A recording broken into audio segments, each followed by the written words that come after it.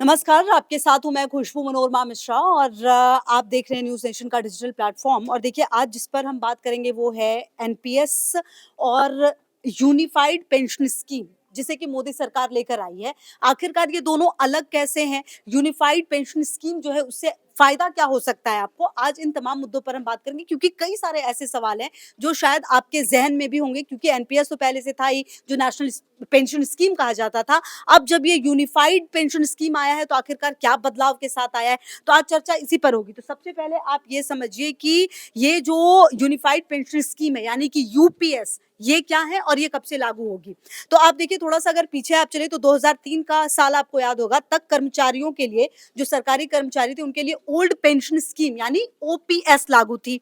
अब जनवरी 2004 में जब अटल बिहारी वाजपेयी की सरकार आती है, उन्होंने हटाया और न्यू पेंशन स्कीम यानी एनपीएस लेकर आई। एनपीएस पर कई तरह के सवाल उठ रहे थे और इसके खिलाफ प्रदर्शन भी हो रहे थे। ऐसे में अब मोदी सरकार ने अप्रैल 2023 में, अगर आपको याद हो तो, टीवी सोमनाथन की अगुवाई में एक कमेटी बनाई थी और उस कमेटी ने हर राज्य के वित्त सचिव से लेकर जो नेता थे और सैकड़ों कर्मचारी यूनियन के साथ चर्चा की गई और उसके बाद कमेटी ने कैबिनेट को न्यू पेंशन स्कीम में बदलाव के साथ कुछ सिफारिश दी और 24 अगस्त 2024 यानी कि कल मोदी सरकार ने यूनिफाइड पेंशन स्कीम यानी कि यूपीएस को मंजूरी दे दी है। इसे अगले वित्त वर्ष यानी 1 अप्रैल 2025 से लागू किया जाएगा। तो ये तो देखिए चेंजेस की बात हो गई कि आखिरकार ओल्ड पेंशन स्कीम क्या था, न्यू पेंशन स्कीम क्या था और अब ये यूनिफाइड पेंशन स्कीम क्या है। अब आप ये समझिए कि क्या नया है इसमें। सबसे बड़ी 5 खूबियां जो है यूनिफाइड पेंशन स्कीम की, वो आप समझिए, आखिरी साल की औसत सैलरी की 50% एश्योर्ड पेंशन मिलेगी। मतलब क्या होगा कि कर्मचारियों को उनके रिटायरमेंट के पहले के आखिरी 12 महीने की बेसिक पे के औसत पर 50% बतौर पेंशन दिया जाएगा। अच्छा, अब ऐसे सपोज कीजिए कि यानी कि किसी कर्मचारी को उसकी नौकरी के आखिरी साल में 50,000 रुपए बेसिक पे मिलती है, तो उसे रिटायरमेंट के बाद हर महीने 25,000 रुपए पेंशन मिलेगी। ऐसे आप समझिए इसको। अब देखिए, 25 साल से जो कम नौकरी पर है उसी अनुपात में उसे पेंशन मिलेगी।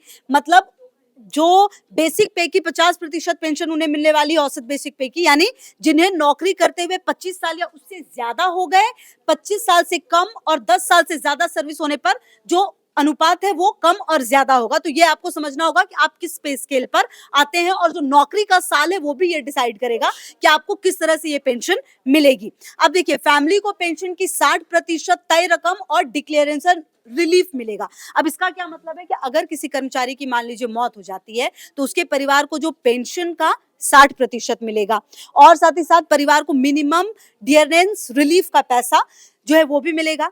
और ये जो रिलीफ है वो all India consumer price index for industrial workers के अनुसार मिलने वाला है। अब देखिए, पेंशन के अलावा जो लमसम अमाउंट है वो भी मिलने वाला है। सरकार हर कर्मचारी को उसकी हर 6 महीने की नौकरी पूरी करने पर इन महीनों में उसकी सैलरी पर डीए का 10% पैसा देगी। और इसे ऐसे समझिए आप कि अगर किसी कर्मचारी ने 10 साल 3 महीने नौकरी की तो उसे 10 साल की सैलरी का डीए का 10% बतौर लमसम अमाउंट जो है वो दे दिया जाएगा। अब देखिए, सवाल ये भी उठता है क्योंकि अब केंद्र सरकार की योजना है तो क्या इसमें केंद्र और राज्य सभी दायरे में आएंगे, कर्मचारी मतलब राज्य कर्मचारी भी दायरे में आएंगे, ये भी सवाल है कई लोगों के।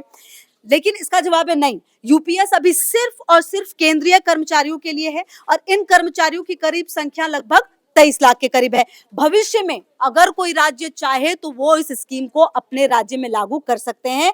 अगर सभी राज्य से अपना लेंगे तो आप समझिए राज्य और केंद्र मिलाकर कुल 90 लाख कर्मचारी इसके दायरे में आएंगे। अगर वो राज्य चाहेंगे तो बाध्यता भी नहीं है, कोई भी राज्य अपने राज्य मिला सकता है। और देखिए, अब आप सोचिए कि एनपीएस तो है ही, पेंशन लेते रह रहे हैं एनपीएस के तहत, लेकिन इससे यूनिफाइड पेंशन स्कीम को कौन से राज्य ला सकते हैं?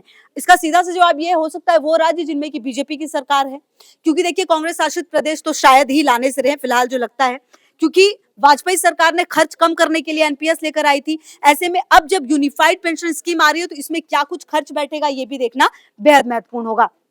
अब देखिए, एक चीज आप ये भी समझ लीजिए कि जो ओल्ड पेंशन था और न्यू पेंशन में भी फर्क काफी ज्यादा है। हालांकि सवाल अब ये है कि इसके बाद क्योंकि ये जो यूनिफाइड पेंशन स्कीम है यानी कि एकीकृत पेंशन योजना है, इसके तहत रिटायरमेंट के बाद एक सुनिश्चित राशि दी जा रही है और ऐसे में जो कई लोग हैं इसके समर्थन में नजर आ रहे हैं, लेकिन कई लोगों को सवाल जो है वो उठ रहा है कि आखिरकार इससे कौन जुड़ सकता है। तो देखिए, अश्विनी वैष्णव ने ये बताया कि केंद्र सरकार के कर्मचारियों को नई पेंशन योजना एनपीएस में बने रहने या फिर यूपीएस में शामिल होने का निर्णय जो है वो आपका अधिकार है। या तो आप पुराने पेंशन स्कीम के तहत चल सकते हैं या फिर आप ये जो यूनिफाइड पेंशन स्कीम जो नई आई है उसके तहत भी आप हो सकते हैं शामिल। अच्छा, आप देखिए, लागू उन्हीं पर होगा ये जो कि 2004 से पहले एनपीएस के तहत सेवानिवृत्त हो चुके हैं, तो ये बात आपको ध्यान रखनी होगी। बहरहाल देखिए, ये एक नई शुरुआत है अगर आप इसे ऐसे समझिए तो और ये 1 अप्रैल 2025 से प्रभावी होने वाली है, मतलब नए वित्तीय वर्ष में। और आपको ये भी बता दूं कि इसके तहत 31 मार्च 2025 तक सेवानिवृत्त होने वाले लोग यूपीएस के इन सभी लाभों के लिए पात्र हो सकते हैं।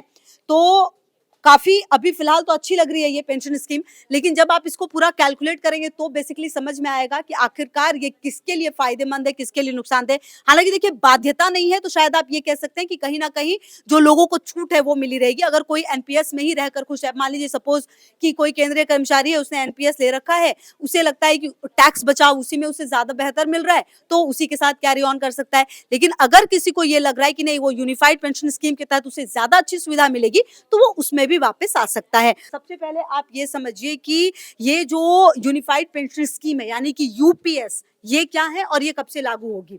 तो आप देखिए, थोड़ा सा अगर पीछे आप चले तो 2003 का साल आपको याद होगा, तक कर्मचारियों के लिए, जो सरकारी कर्मचारी थे उनके लिए ओल्ड पेंशन स्कीम यानी ओपीएस लागू थी।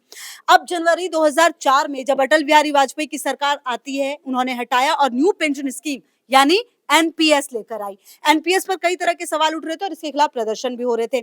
ऐसे में अब मोदी सरकार ने अप्रैल 2023 में, अगर आपको याद हो तो, टीवी सोमनाथन की अगुवाई में एक कमेटी बनाई थी और उस कमेटी ने हर राज्य के वित्त सचिव से लेकर जो नेता थे और सैकड़ों कर्मचारी यूनियन के साथ चर्चा की गई और उसके बाद कमेटी ने कैबिनेट को न्यू पेंशन स्कीम में बदलाव के साथ कुछ सिफारिश दी और 24 अगस्त 2024 यानी कि कल मोदी सरकार ने यूनिफाइड पेंशन स्कीम यानी कि यूपीएस को मंजूरी दे दी है। इसे अगले वित्त वर्ष यानी 1 अप्रैल 2025 से लागू किया जाएगा। तो ये तो देखिए चेंजेस की बात हो गई कि आखिरकार ओल्ड पेंशन स्कीम क्या था, न्यू पेंशन स्कीम क्या था और अब ये यूनिफाइड पेंशन स्कीम क्या है। अब आप ये समझिए कि क्या नया है इसमें। सबसे बड़ी 5 खूबियां जो है यूनिफाइड पेंशन स्कीम की, वो आप समझिए, आखिरी साल की औसत सैलरी की 50% एश्योर्ड पेंशन मिलेगी। मतलब क्या होगा कि कर्मचारियों को उनके रिटायरमेंट के पहले के आखिरी 12 महीने की बेसिक पे के औसत पर 50% बतौर पेंशन दिया जाएगा। अच्छा, अब ऐसे सपोज कीजिए कि यानी कि किसी कर्मचारी को उसकी नौकरी के आखिरी साल में 50,000 रुपए बेसिक पे मिलती है, तो उसे रिटायरमेंट के बाद हर महीने 25,000 रुपए पेंशन मिलेगी। तो चलिए, सरकार की योजना है जो आई है और अगले वित्त वर्ष से ये लागू की जाएगी, तो देखना होगा कि लोगों का रिस्पांस क्या मिलता है।